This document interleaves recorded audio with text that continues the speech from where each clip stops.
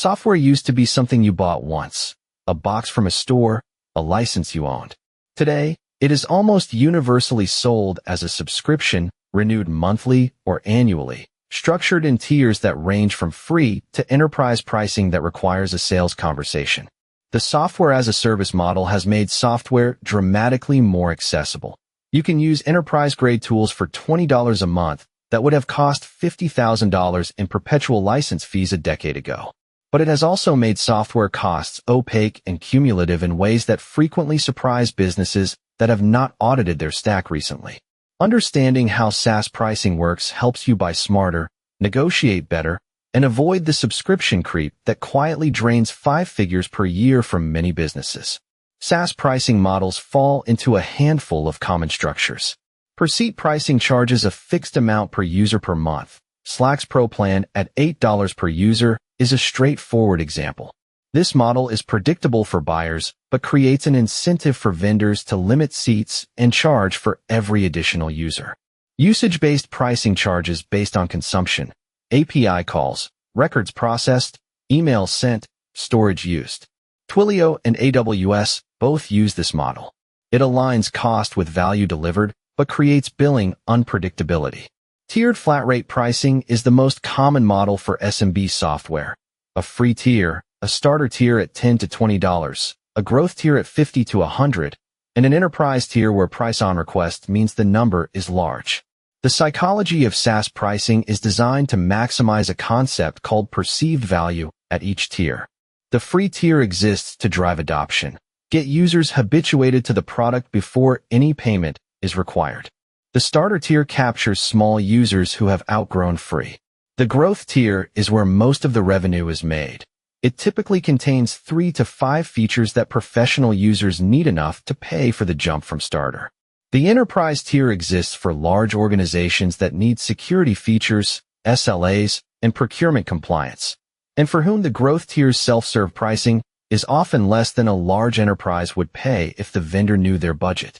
Negotiation in SaaS is more available than most buyers realize. Annual billing discounts of 15 to 20% are standard and almost always negotiable upward. Multi-year discounts of 25 to 40% are available from most vendors for customers willing to commit for 2 or 3 years. Volume discounts for larger seat counts are standard in the enterprise tier.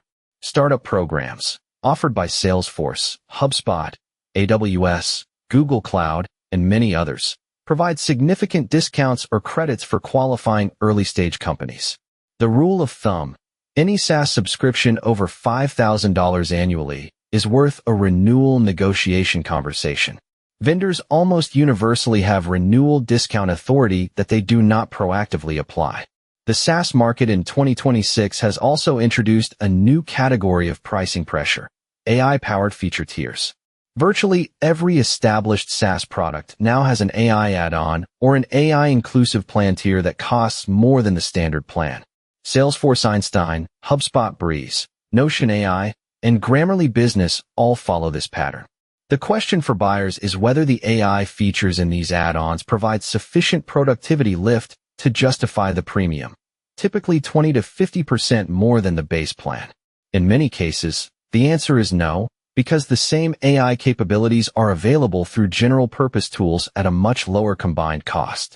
Subscription sprawl, the quiet accumulation of SaaS tools that are underused or forgotten, is one of the most common and most addressable cost problems in business.